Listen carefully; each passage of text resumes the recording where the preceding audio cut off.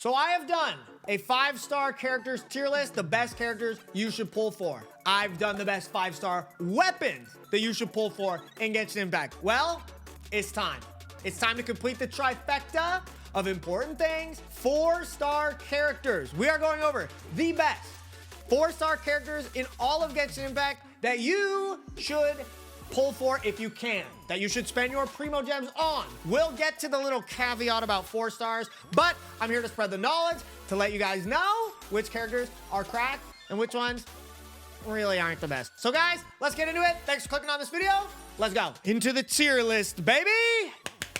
As with every tier list, guys, I want to go over the tiers themselves really fast. Double S. These are the game changers. These are the best of the best characters in the entire game. And I will tell you right now, a lot of these 4 stars are better than a lot of 5 stars in Genshin Impact. Don't think, well, because they only got 4 stars, they're a little less shiny. You know, they got that purple background instead of the gold one. Trust me, they are really, really good. And everyone in this double S tier, goated. Moving on to amazing characters. I want you guys to know they are also extremely, extremely good. They're just not quite as like game-breakingly busted, but they are amazing characters and you should build them if you have them, and you could totally main them and destroy the abyss with them if you love them. Sayu, best 4-star animo.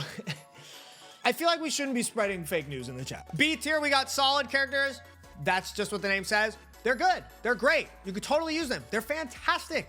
Solid characters. This is where I think we get to the characters that aren't that good. Let me say it right now. Caveat for the whole video. You can use any character you want in Genshin Impact. You could 36-star the Abyss with any character in Genshin Impact. If you love the character, use them, make them super good, build them up. You will find success, but like any video game, some characters are better than others. The mid characters kind of fail to, you know, find the limelight and the spotlight over a few more. And then guys, the F tier, the bruh tier, these characters are just very not good. They just don't even fill a niche. They are not amazing. I don't think there's gonna be that many characters in there, to be honest, but yeah, they ain't the sauce. If you avert your eyes to the bottom of the screen, you will see that it's all these constellations and stuff. I am not going to rank every single constellation. That would be ridiculous for 4 stars. But if a character's not that different from C0 to C6, they're just gonna go on at C6. There are characters in here that at C5, they're okay, and at C6, they're straight up really good. Those are characters I will put on there at C0, and then I will put them on at C6. It's only going to be to mark the most pivotal, important constellations for 4 stars. All right? All right. This is like what you see on the wall when they put you in Genshin Rehab, when they put you in the fucking white room. I want to give you guys a caveat really fast about 4 stars. Pulling for 4 stars in Genshin is really annoying. It's scary, and you can waste a lot of primos and not get the character you want because it's not guaranteed. Unless they're from the glitter shop, or you can save up your Master of Star Glitter and buy them on the rotation that changes every, you know, month, 6 months, whatever. If a 4-star character is on a banner that you really, really want, go for it. Throw some pulls at that banner. I hope you get them, but please know that 1, you may not get them, and 2, you have to keep your pity in mind, your 5-star pity. You might get crazy lucky and get a 5-star and ruin your guaranteed 5-star pity that you might have had before, which is terrible. You never want that. Or you might just get that 5-star out of nowhere. You gotta be okay with getting the 5-star that you're pulling on, and you gotta know that you might not actually get the character you want. It's brutal that we can't guarantee the 4 stars we want, but just keep that in mind. Don't go crazy about the 4 stars. I hope you get them, but that's all I wanted to say is that they're not guaranteed. So let's get into the video. So it looks like this tier list is in alphabetical order. Let's start with Amber. I actually think Amber at C0 and C6 are like slightly different. C0 Amber's and bruh. And I think C6 Amber goes to mid. Amber's C6, it increases the like movement speed and attack percent of the character on screen. And then her burst actually does have a really good pyro ICD. That's some nerd talk. Go look it up. I got guides on that stuff too. She's just pyro So she can activate Pyro Resonance, and she can use Elegy for the end, an extremely goated 5-star bow very well. But that's about it. She's not great. I'm sorry, Amber. We love you. You're adorable. Amber buffs, please. Okay, homies, let's go to Barbara. Barbara's a great example of a character that I don't think changes that much from C0 to C6. Okay, yeah, she gives you the revive thing at C6, but just don't die. Have you tried that? I actually like Barbara a lot. I almost want to put her in amazing. It's kind of crazy. She's just like not anything that special, but she is a good character. I'll keep her at B. I personally think Hydro is the best element in the game. So it's one of those characters where you're like, if you're Hydro, you're pretty good. If you're Dendro, for example, you're pretty good. Okay? Barbara is great, dude. She heals you. She keeps you alive. Her burst, you know, it heals the whole team, and it has iframe so you can dodge big attacks and whatnot. And she applies Hydro with her autos, which is super useful for teams like Bloom, Hyper Bloom. Getting that Hydro application, Barbara can do it for you while keeping you alive. Barbara's really good. Don't underestimate her. She gets the job done. Steven not knowing who Albert is. You even play this game, bruh? Next up is Beto. I was debating, to be honest, grabbing C2 Beto, and then, well, I would do C6 Beto versus C0 Beto. It's mostly for the C2. It's a really good con, but it's not like make or break completely changes her. I will put her at the top of solid characters. You know what? I'm actually gonna put her in amazing. On a floor where she works, she goes crazy hard. She wants there to be ideally 2 or more, the more the merrier, enemies on the field, because her burst is going to bounce between them all and just do a ton of electro damage. She can do so much damage, but in single target fights, she's really not that great, and that's what holds her back. But where she shines, she shines. She does a ton of damage. She's just niche. You can't throw her on every single team comp and expect success, but she can be very, very good. I respect her damage a lot. I'm gonna put her in amazing. Let's take one from the chat. This whole alphabetical order bullshit, lame. As per chat's demands, next is Sayu. Sayu was a character that was memed on a lot when she came out. It was kind of just like XD. She moves around fast. She's great for exploring. That's about it. But I am someone who does 4-star only challenges in the Abyss, 36 stars all the time. So I gotta dig deep into my pockets of the roster. And I actually end up using Sayu a lot, okay? Because Animo is cracked on the Viridescent Venomous set. You shred resistances of elements, and it helps your team do a lot of damage. And Sayu also heals. She can heal the team and shred resistances. That's about it. There are some teams where she can be the main DPS and do some work, but I'm gonna be honest, she's not as terrible as people make her out to be. Sayu is pretty solid. Going to the beach here. Next up is one of the heroes of Inazuman 4 stars, Kuki Shinobu. I have grabbed her C0 and her C2. For C2, just read it as anything above C2, C6, C4, whatever. She is goated. C0 is absolutely amazing, but C2 and above, I think she is one of the best 4 stars in the entire game. Hyper Bloom, broken comp. It has trivialized a lot of Genshin Impact. It is the free-to-play, casual, low-investment hero of a team comp that just obliterates the Abyss. And Kuki is the absolute perfect Hyper Bloom driver. Off-field, she does pulses of Electro, heals you, and pops Hyper Bloom seeds like it ain't nobody's business, okay? So that's where she gets a ton of her power. And the C2, the reason why it goes up, it extends the duration of her skill from 12 seconds to 15 seconds. The cooldown of the skill is 15 seconds. So it gives you 100% uptime on the whole reason why she's good. I have C1. Okay, I've tried to get her C2 too many times. It sucks, and I keep failing. But I clear the Abyss, 4-star challenges with my C1 Kuki. She's still really, really good. I just think at C2, she becomes the GOAT. Any constellation that increases the duration of a skill is cracked. You have to realize that in Genshin. You effectively do more damage, you apply more of an element, and you generate more energy. All of those things come from constellations that give you duration increase. They're absolutely insane. Kuki will not let you down, and she works on a bunch of other comps too. Kuki's the GOAT. Mondstadt's finest explorer, garbage boy, Mika. C0 and C6 are massively different. I'm gonna be completely honest. C0 Mika, he doesn't warrant a spot on a team. You have to think, out of all the characters in Genshin we have, like 60 characters or something like that, you only get 4 on the field at the same time. You need to warrant that spot on the team. And he doesn't do any damage at all. He doesn't generate that much energy, and his effect just isn't that good, okay?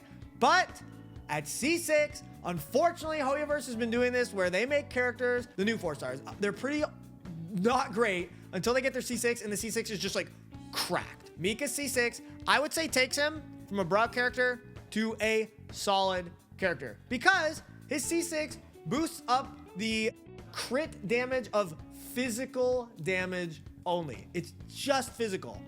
And there's not very many physical characters in Genshin Impact. Eula's like the only one that's super viable at a top level. Otherwise, it's like Razor and maybe like Crescent Pike, Zhongli, stuff like that. It's just not, it's a very neglected team comp in Genshin. Even with that, he's just okay. He's fine. He's gonna be good on Eula teams at C6. Is he going to be better than something like Zhongli for a shield? Raiden for the superconduct and the energy recharge? He fits into that last slot, but like you could run another Electro for more energy and damage, or like a Cryo for a different shield. You can run a lot of different comps for Eula. Is he the best in slot all the time on Eula? I'm not even sure if that's true. He's okay. Unfortunately, he really opens up to being a solid character at C6. I can talk for hours about how wonderful Candace is to look at because she's an absolute babe, but is she very good? Unfortunately, not. I'm gonna put her in like the mid characters. It hurts me, but it's the truth. She doesn't fit a role in Genshin Impact that we need right now. She infuses certain weapon types with hydro damage, okay? But do not fear. Get your copium masks on because Fontaine is coming out probably in a couple months, and it's all about hydro characters. We're gonna get a ton of hydro characters, a ton of different team comps that involve more hydro characters, and hopefully she fits onto a team. There's a new character that comes out that she is going to work perfectly with. I think there is some hope, but as of right now, she just doesn't do that much. There are some team comps you can use her on with Yaoyao as a Hyper Bloom driver. You infuse the Yaoyao's auto attacks and she auto attacks. That's probably her best comp right now, but it's still just not the best Hyper Bloom comp you can possibly make. She's mid. I'm coping for someone to use the bell. Yeah, this is her right here. She goes from mid tier to F tier when you put the bell on her, but I mean, hey, you can do it. So Diona is a character that I actually love a lot. I am putting her right there in amazing character. She's probably at the bottom, but she's really good. She is a jack of all trades character. She gives shields, she applies cryo, she heals, and then at her C6, she even gives elemental mastery to the team. So she does a lot. But here's the thing. Does she do very much damage? No. Does she generate that much energy? No. Does she heal that much? No. Her shields, even when you build her, max HP and stuff, they're kind of brittle, so they can leave a bit to be desired. But at the end of the day, she does a lot. She's not gonna be a speed run character by any means, but she's gonna be a comfort character. I gotta get my shield, I'm gonna bring Diona. I gotta, R5 sack bow, I wanna use it on somebody. I need cryo on this team. I need shields on this team. She's gonna be your comfort character, a go-to. I use her a lot in my 4-star challenges. Diona is solid. Well, she's better than solid. She's amazing. So let's grab everyone's favorite Elazar survivor, Collei. I'm gonna be honest. I'm between top of solid characters and bottom of amazing characters. The more characters that come out, the worse Collei is going to be. Because Collei, unfortunately, she doesn't do anything that special. She is a Dendro character, and she isn't bad. That's pretty much what carries her, because Dendro is really good. It's cracked. So, just by being Dendro, it makes Collei really good, but unfortunately, she actually isn't doing anything that special. So, I'm actually gonna put her at the top of solid characters, but I want you guys to know, if you need a Dendro character for an Aggravate team, for a Hyper Bloom team, for any kind of Dendro team comp, Collei gets the job done. She's good, she's solid. It's just, unfortunately, she's probably gonna get power crept in the future with more Dendro characters. Next up is Bennett, and you can see I've grabbed C0 and C1. The C1, it's a nice quality of life for his attack buff and it just propels him to boom. He's better than Kuki. Boom. Top of the meta. One of, if not, the best character in the entire game. This guy is the absolute GOAT, okay? And I'm gonna be honest, Bennett at C0, I think I'm just gonna keep him at like the bottom of SS. Maybe that's a little confusing and I could put him in amazing, but he is still that good.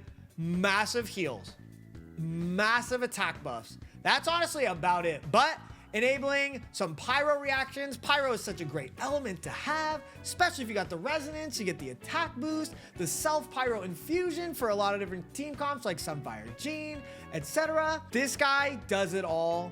He is the speedrun character. He's the comfort character. He's broken. He's absolutely broken. You should get him. If you have him at C0, he's so good.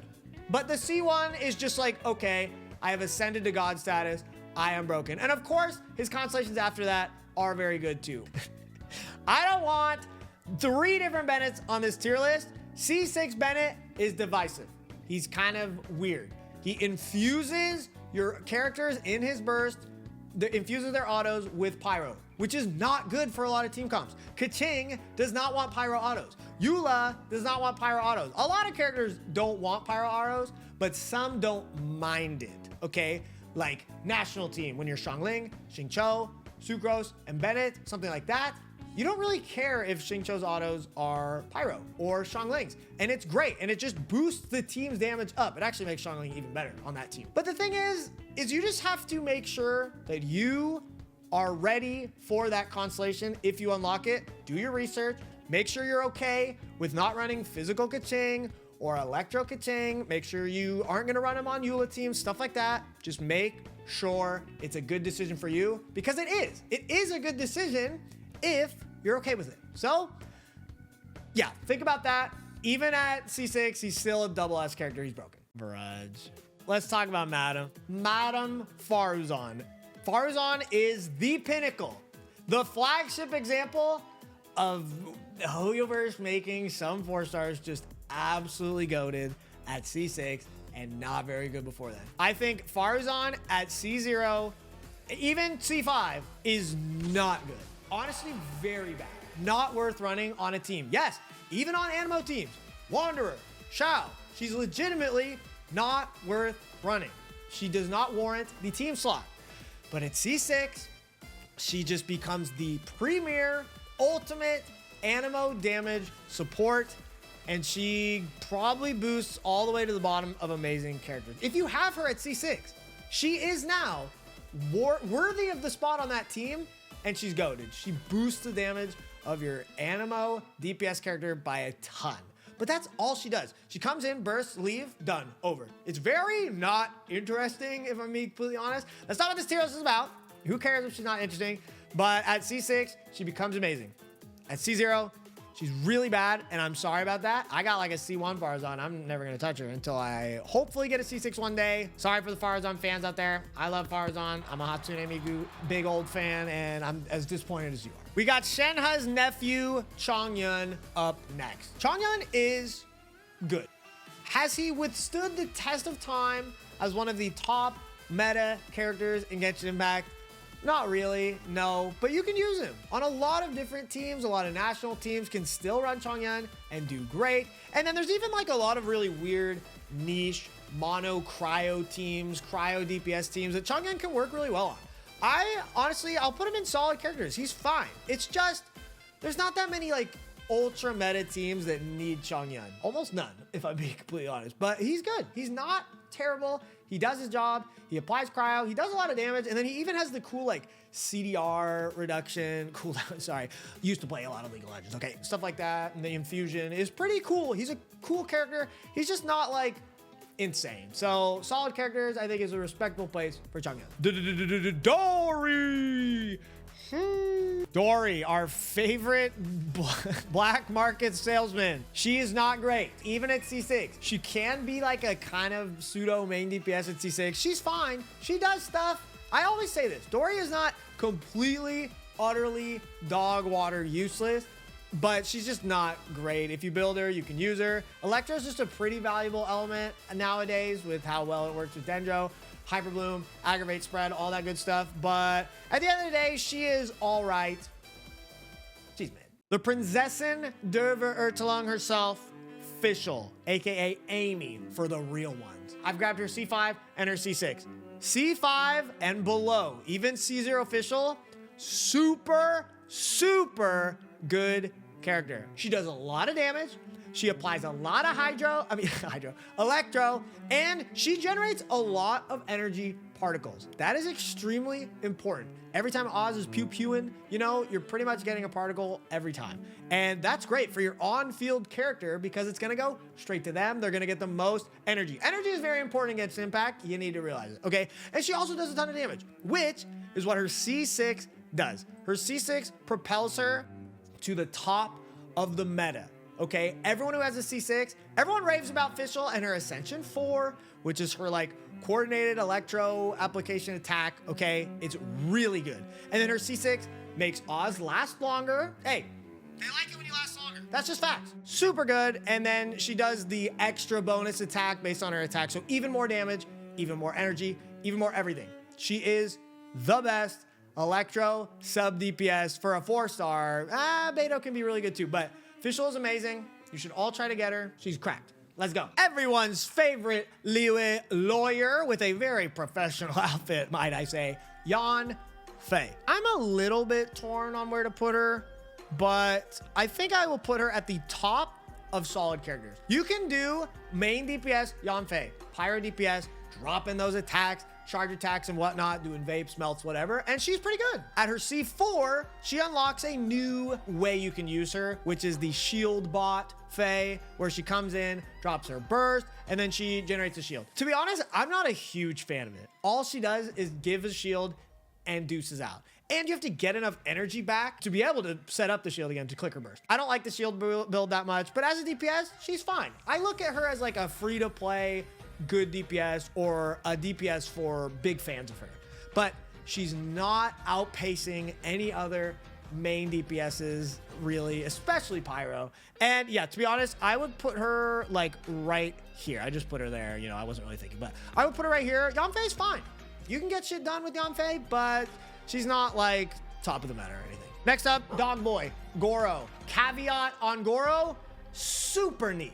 Okay, you're only gonna use them on like mono geo or teams where, you know, you want the defense buff and that's actually a useful thing for you. So crazy niche character, but on those teams at max investment, he's really good. I'm gonna put him at the bottom of amazing. He is the go-to. You want him on your Ito team. You want him on, I don't know, some other mono geo teams, some other defense. Okay, it's mostly Ito. Let's keep it a buck. It's mostly Ito. But any more defense characters that come out, Gorou's gonna help them out. He generates a good amount of energy. His burst follows you around, so it's very easy to keep his buffs up. And he's good. He's just not crazy interesting. He's not very flexible, right? You're gonna use him on those comps that you're gonna use him. That's it. He's gonna warm the bench a lot, unless you're an Ito main. But when you do use him, he's very, very good. Shout out to Gorou. Next up, the sexy librarian. It's your girl, Lisa. Lisa's been mocked for a long time as not a great character, but with the rise of Dendro, Lisa has risen as well. I think at C0, Lisa she's all right.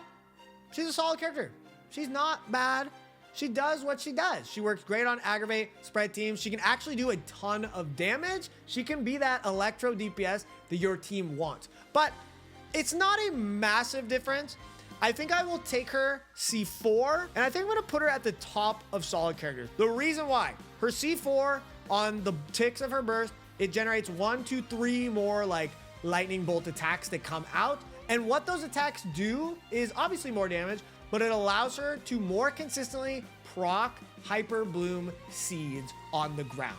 With more electro flying around, it's a higher chance that she will proc the seed, so she can actually like work on that team comp a lot better. And Hyper Bloom's just one of the best team comps in the whole game, so it's as simple as that. That's the reason why it takes her up a nice chunk. But once again, Dendro and Lisa are a match made in heaven, and it's made her very good. If you love her, if you want her to step on you, build her up. Hello, Eeks. I am a new Twitch viewer from YouTube. I'm watching on VR right now. What?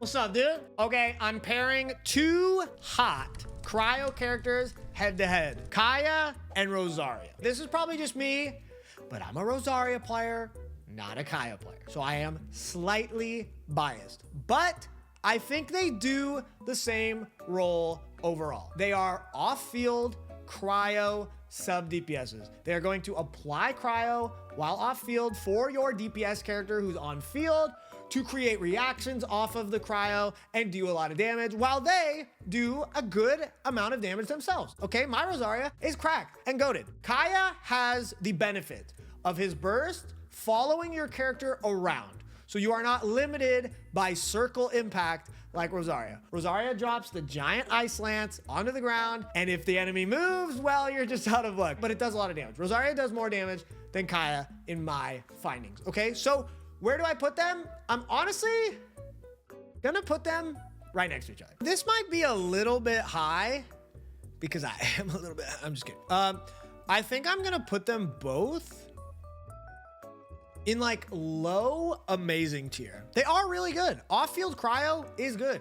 Cryo enables melt, one of the biggest damaging reactions in the game. I just think they're really good. I use 4-star challenges a lot, and I do rely on characters like this to clear the abyss with my Xiangling against some of the hardest floors. Now, some people use Rosaria as like a physical DPS or like a that build is trash. I'm just gonna be honest, but like, or as like a support for Eula, which she can. She can totally do that. She can boost up the crit. She can lower the physical res at C6, that kind of stuff.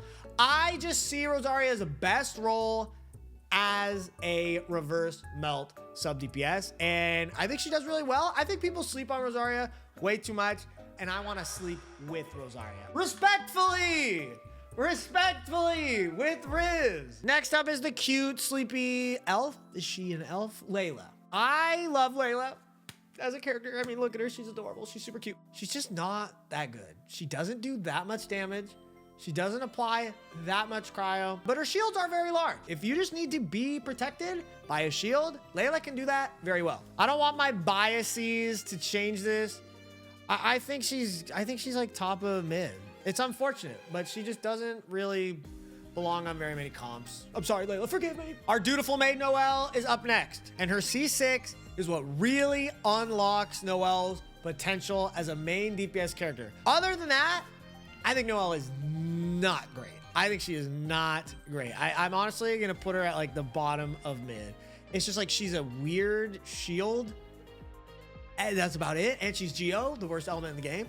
But at C6, she can more consistently become a main DPS character. And she actually does really well. She's a little bit worse than Ito, but like she can still go pretty ham. I use her on a lot of my 4-star challenges too. So at C6, I will put her,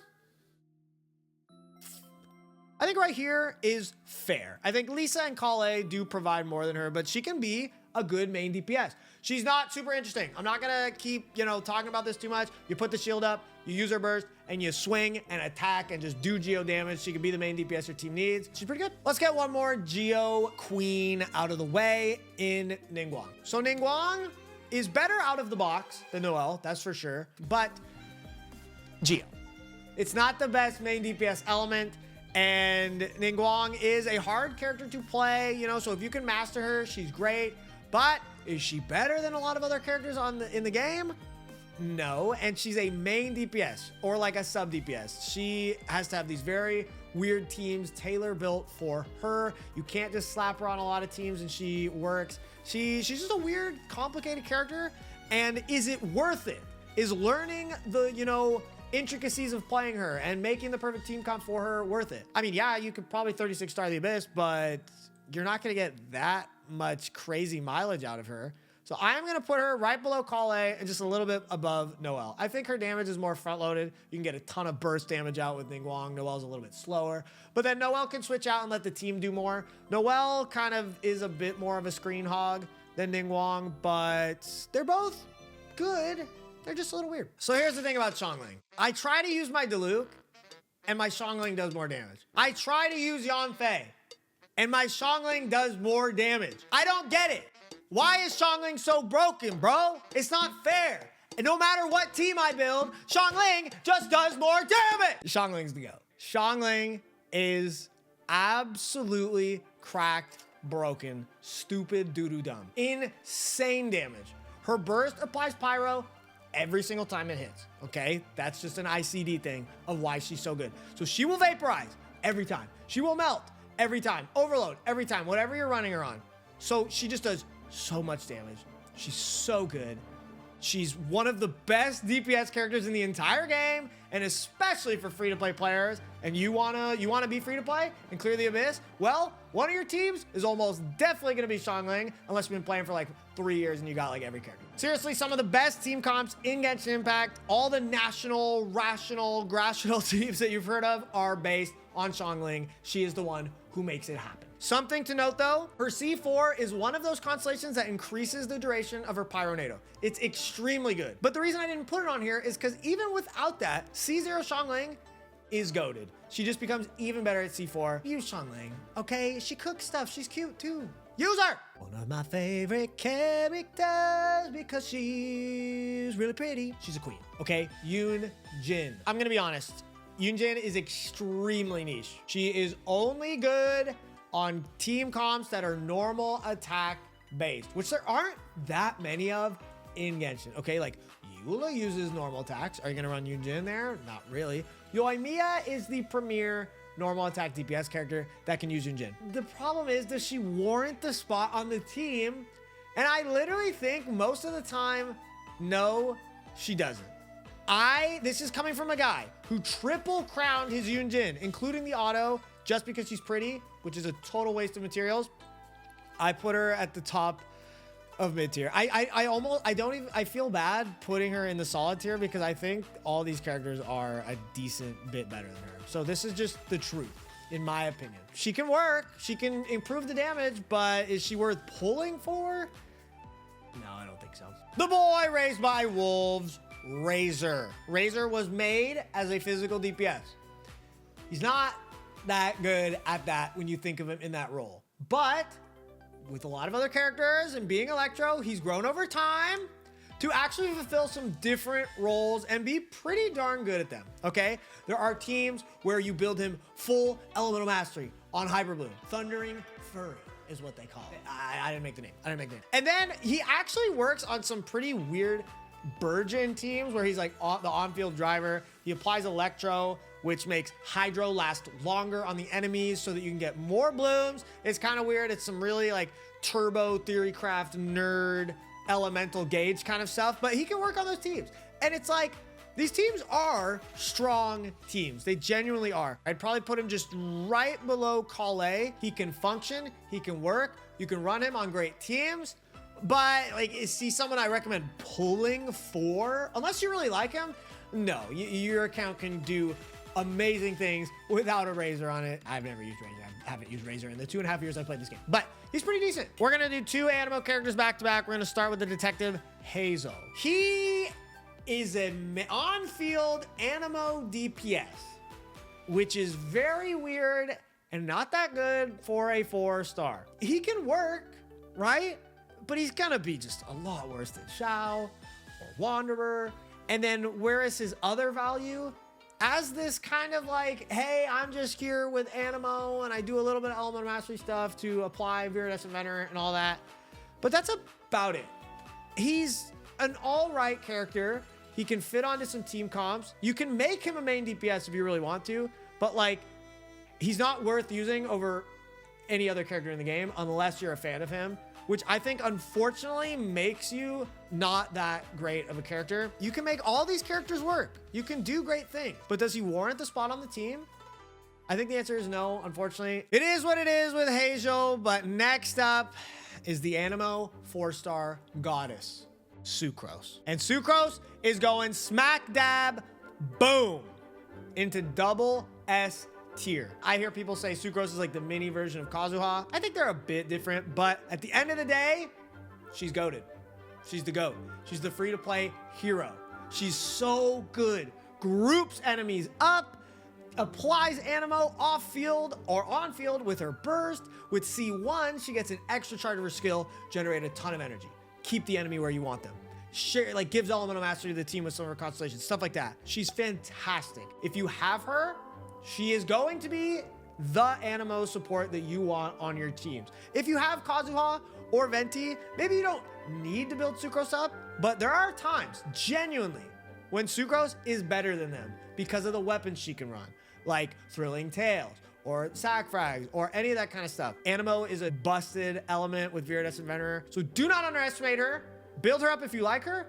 Build her up if you want to go to animo support, and build her up because she's cute and she deserves it, even though she's kind of creepy. She's SS. The ultimate Raiden Shogun simp, Kujou Sara. It's tough, but Kujou Sara is very reliant on her constellations to be a good, usable, and quite frankly, not even clunky feeling character. At C0, she's going in bruh. She's not fun to play. You have to do the charge attack, shoot, pick up the feather, and do all this stuff, and then is it even worth it? Like, it's not even worth the time. Like, there's characters that are better to use than Sara. She genuinely feels unusable, like Caldo just said in the chat. But at C2, she does get a little bit better. I'm not gonna put it on here because I don't even think it's worth it. I think it might put her into like mid characters.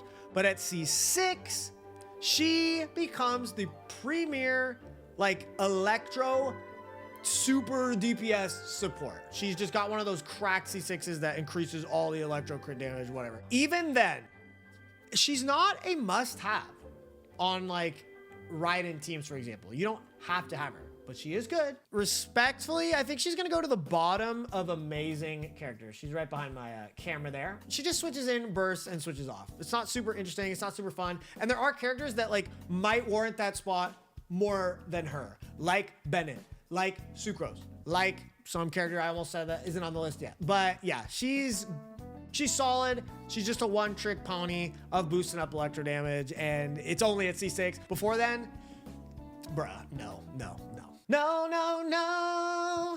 Stick to Bennett, oh. Next up is the weeb abroad, Thoma. Another character, once again, that got super buffed from Dendro. Used to be dog water, and is now actually really darn good. But it's pretty much only on Burgeon teams. Taking Burgeon out of the equation, he is a pyro applicator, off-field shielder, and his C6 actually like boosts up the damage of the team pretty well. But we have to think about all of his comps, everything he can do. Thoma is really good. He is the premier Burgeon driver. He's the best Burgeon character in the game, hands down. You put his burst on, you switch him out into all your characters, the Hydros, the Dendros, the ones creating the seeds and whatnot, and then him with normal attacks shoots the wave of pyro, blowing up the seeds for Burgeon. And Burgeon is a great team. It's fun. I think it's really interesting. You get to use a lot of different characters like Thoma. You can't do it without Thoma. You can run it with Dia or whatever, but it's just not as good. And then as a mono pyro shielder, you know, trying to replace Zhongli and stuff like that, he's not bad, but Zhongli is just a lot better. And then even Layla has a way bigger shield, for example, etc. But overall, with Burgeon in the equation, Thoma is a great character. Let's go. The adorable Dendro girl from Liyue.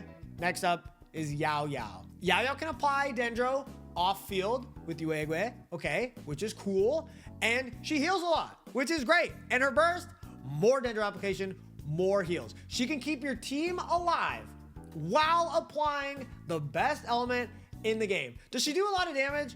No, not really. And then the Dendro application can get a little bit finicky. You really do need to time like when you're gonna use her skill, Yuegwe, and then when you're gonna bring her in on field with her burst, etc. So that's her weakness, I would say, is the Dendro application, but healing, Dendro, match made in heaven. This is tough, and this is really high, but Dendro's just that good. She just put her on the teams that you need the Dendro character. She's gonna get shit done. She's gonna keep you alive. She's gonna enable your characters to do a ton of damage. You gotta respect Yaoyao. Let's go. It's the rootinest, tootinest 4-star in all the lands is Xinyan. She's not great, but with all the other characters in this tier and whatever, you can do stuff with her. Pyro as an element, the mono pyro team comp is extremely good.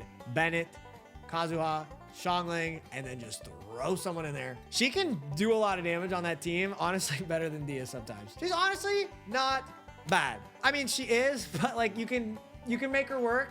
You can deal a lot of damage with her. You can clear the abyss with her. You can have fun with her.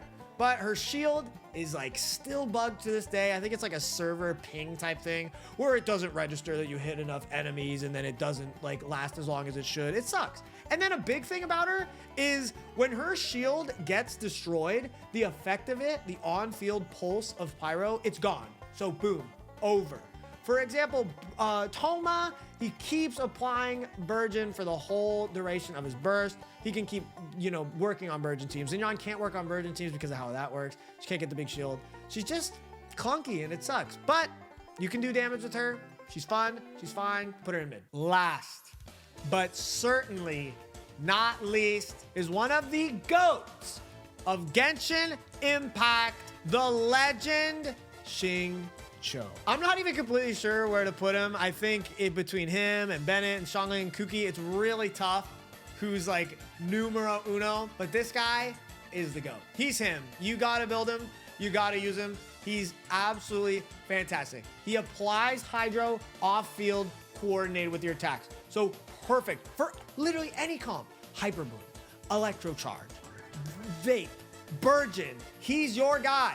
And he does a lot of damage at the same time too. So damage, yes. Off-field Hydro application, where your character is, it follows you around. Coordinated attack, yes. And then he's got the Rain Swords, which heal you a little bit at the end. If they're still up, they apply Hydro to things that are really close to you, even more Hydro, great.